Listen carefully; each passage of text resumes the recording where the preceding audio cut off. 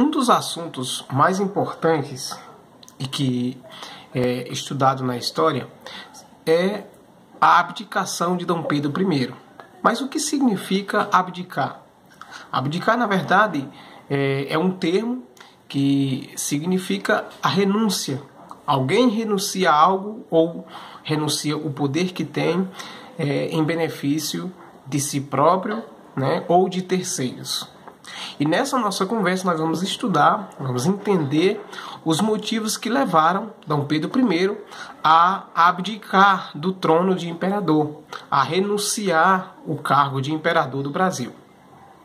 Cargo esse que ele passou a ocupar a partir da independência política ocorrida oficialmente de setembro de 1822. Então, a abdicação, a renúncia de Dom Pedro I, né, oficialmente ela ocorreu no dia 7 de abril de 1831, né, e vários foram os motivos, né, várias foram as ordens que levaram Dom Pedro I a deixar o cargo de imperador, a renunciar. Mas quais foram os principais motivos dessa renúncia, dessa abdicação? Né? Por que Dom Pedro I renunciou ao cargo de imperador? Essas são perguntas importantes, né? que irá contribuir para que a gente possa entender, né, os reais motivos dessa abdicação, dessa renúncia. Eu lembro que após a independência, né, essa independência que foi um longo processo, né, e não ocorreu de fato apenas em 1622, mas a independência do Brasil é fruto de um longo processo, né? Então essa independência ela ocorreu, né, oficialmente entre os anos de 1821 e 1822, né? E acabou se completando esse ciclo, se fechando esse ciclo em 7 de setembro de 1822, como nós destacamos em outras oportunidades. Então, o sistema político imperial do Brasil, né, com a independência, teve que ser consolidado, né? Era preciso criar mecanismos que consolidasse, ou seja, que desse valor, né, a essa independência. E nós destacamos várias medidas, né, que colaboraram para que a independência do Brasil, né, se consolidasse, né? Ou seja, tivesse uma certa valia. E dentre essas medidas, eu lembro inclusive que essas medidas elas vão inclusive colaborar para que Dom Pedro I renuncie. Né? Então, dentre essas medidas pensadas, né, que serviram para consolidar a independência do Brasil, nós citamos aqui a Constituição Imperial de 1824. Né? Ela foi, inclusive, o principal motivo para essa renúncia de Dom Pedro I, e nós vamos entender, né, nessa nossa conversa por que é que ela foi um dos principais motivos para essa abdicação, para essa renúncia de Dom Pedro I. No entanto, partindo dessa ideia, né, partindo desse princípio, né, de uma política praticada pelo imperador Dom Pedro I, que atendeu, né, de forma imediata os interesses dos setores aristocráticos, né, aristocratas, aqueles setores grandes proprietários de terras, né?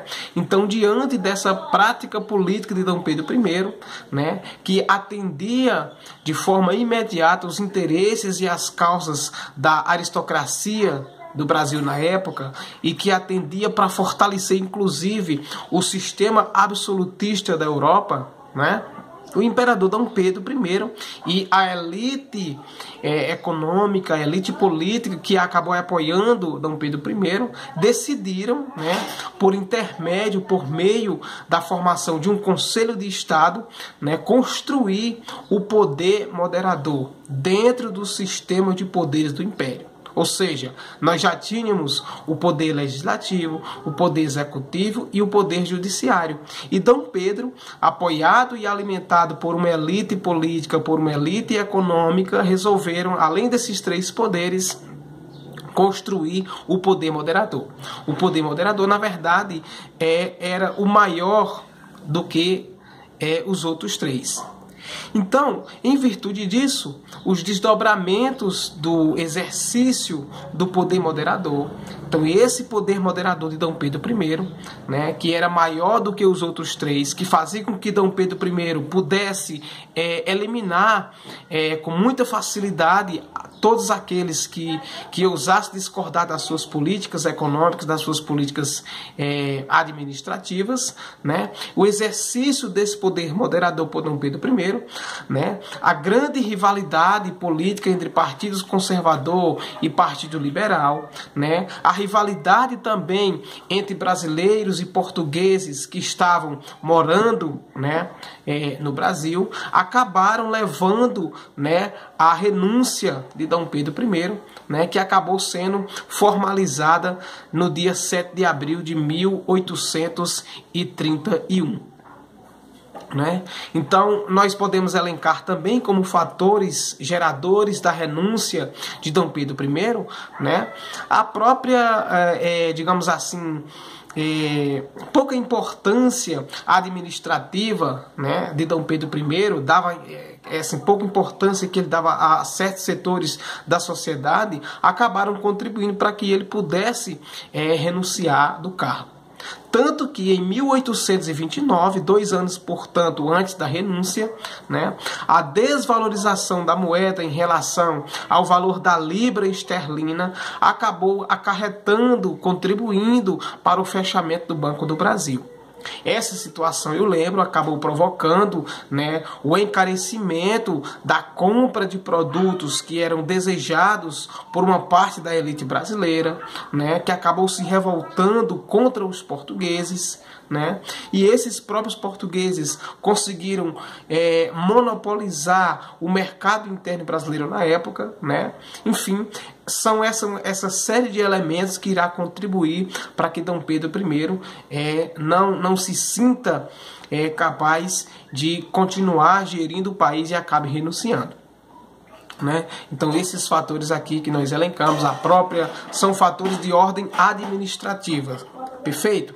Então esses fatores que nós acabamos colocando agora são fatores de ordem administrativa que vai gerar a renúncia de Dom Pedro I. Lembro mais uma vez a Constituição Federal de 1824, que acabou permitindo que Dom Pedro criasse o poder moderador, né, maior do que os outros três, e que acabou permitindo também que ele pudesse dissolver, ou seja, acabar com o Congresso, ou acabar com todos os tipos de manifestações, dava a Dom Pedro I um poder absoluto, né, de gerência no Brasil.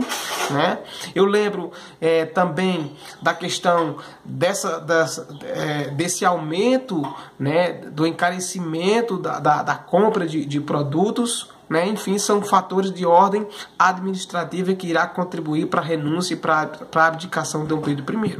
Nós temos também fatores de ordem política, né? Por exemplo, os liberais nessa época acabou tendo um certo descontentamento e uma certa desconfiança das articulações que Dom Pedro I, né, tinha com grupos de ordem absolutista, né, com grupos políticos que seguiam a linha absolutista, né, do poder absoluto na época. Sobretudo, né, principalmente porque uma das características do poder moderador, que nós citamos agora há pouco, era a de construir, né, era de construir e ao mesmo tempo de dissolver, ou seja, de acabar, de eliminar, com a formação do Congresso e também, né, de dar a ele, Dom Pedro, um poder vitalício, ou seja, de que o poder dele só iria acabar se ele viesse a falecer, né, e também um poder vitalício de cargos ocupados por outras pessoas. Era uma das incumbências, ou seja, uma das funções do poder moderador era essa, né? De dar o poder vitalício a certas pessoas, inclusive a Dom Pedro I. Havia também um forte sentimento anti-português, um sentimento contrário aos portugueses, né? Porque havia o medo, havia o temor de um certo retorno, né, de uma certa subordinação do Brasil a Portugal novamente, né?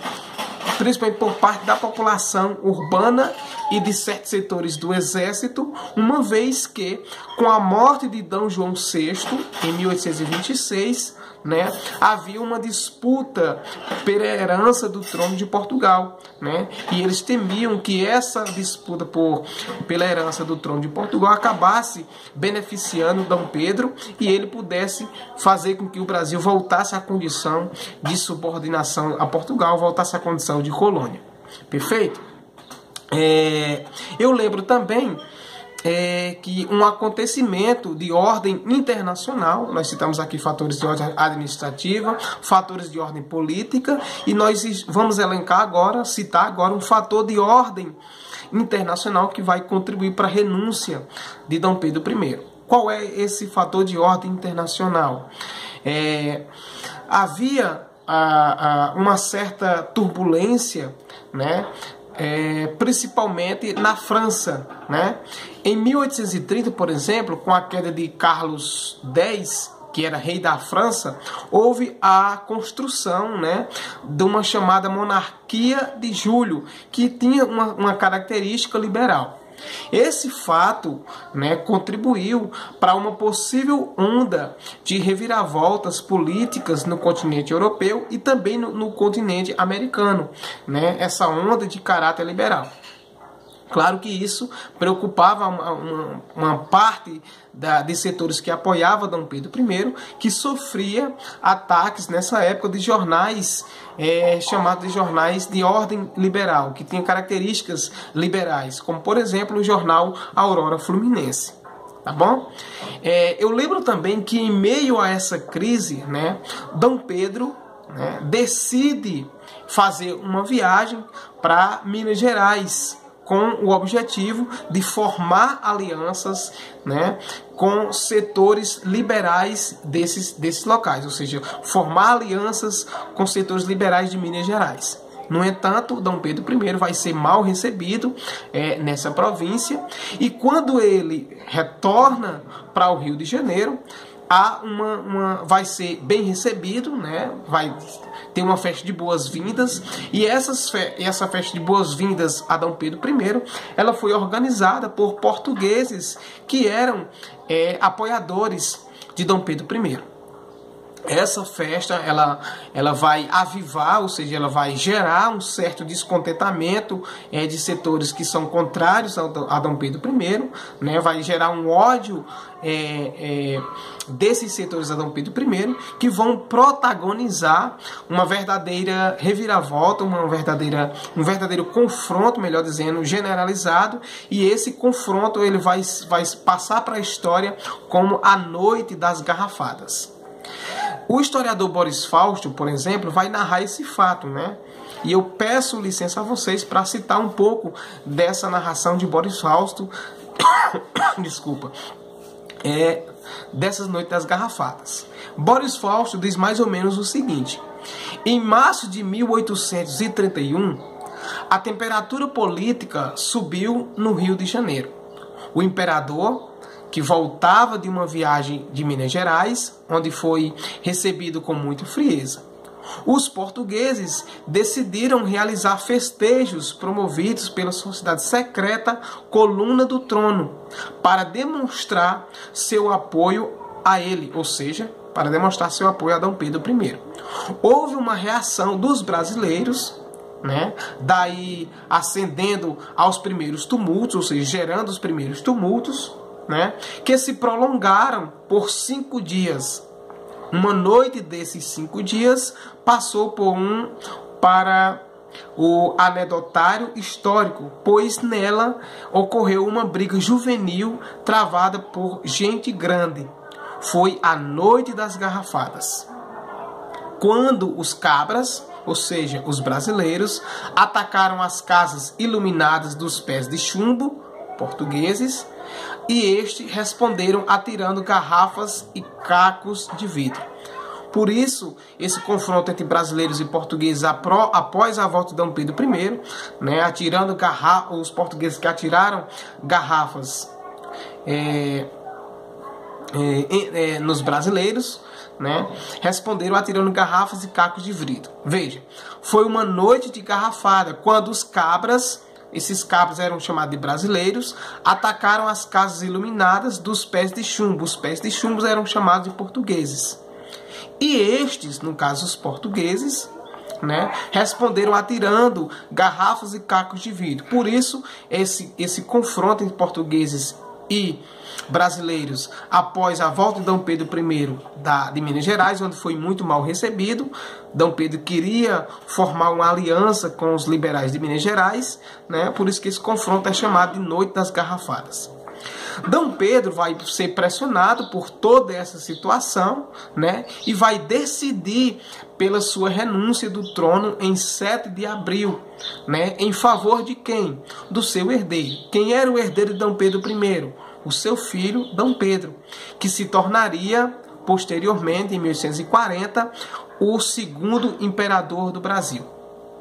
No bilhete, inclusive, da renúncia de Dom Pedro, ele diz: usando do direito que a Constituição me concede, declaro que, e muito voluntariamente, abdico, ou seja, renuncio, na pessoa do meu muito amado e prezado filho, o senhor Dom Pedro de Alcântara.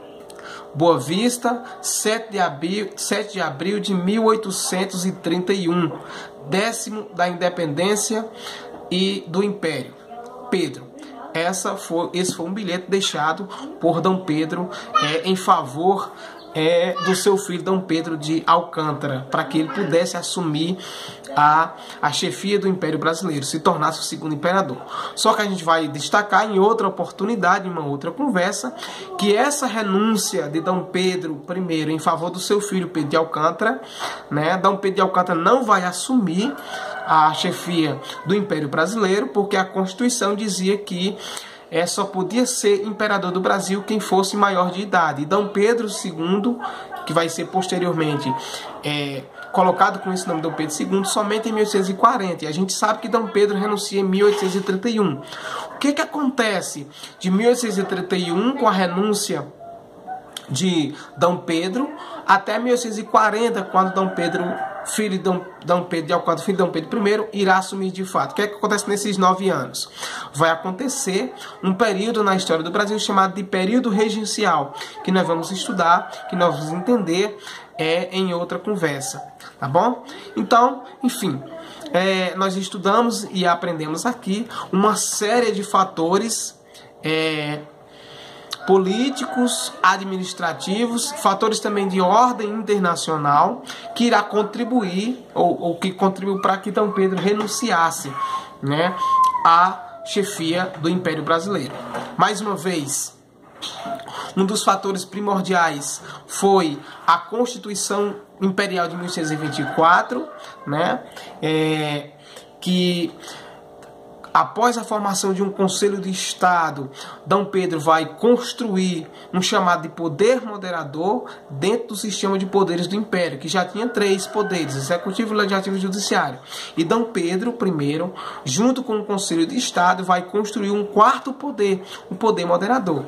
E uma das funções do poder moderador era o de poder dissolver, ou seja, de poder acabar a qualquer momento com o Congresso, né, que era formado por deputados e tudo mais, né? Então o poder moderador dava esse poder absoluto a Dom Pedro I, além de poder também tornar vitalício, ou seja, de que alguém só pudesse sair do cargo com a morte, tá bom? Enfim.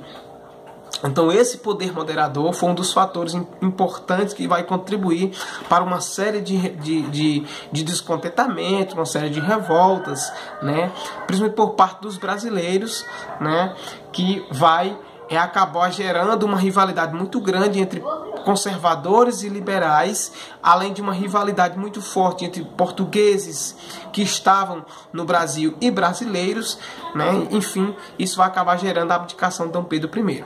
Nós também citamos fatores de ordem política, né? Por exemplo, os liberais desconfiavam da articulação do imperador Dom Pedro com políticos, né, de linhagem, ou seja, políticos ligados a uns certos setores do absolutismo, né? Enfim, e também fatores de ordem internacional, como confronto, como por exemplo, após a queda de Carlos I, rei da França, que vai conseguir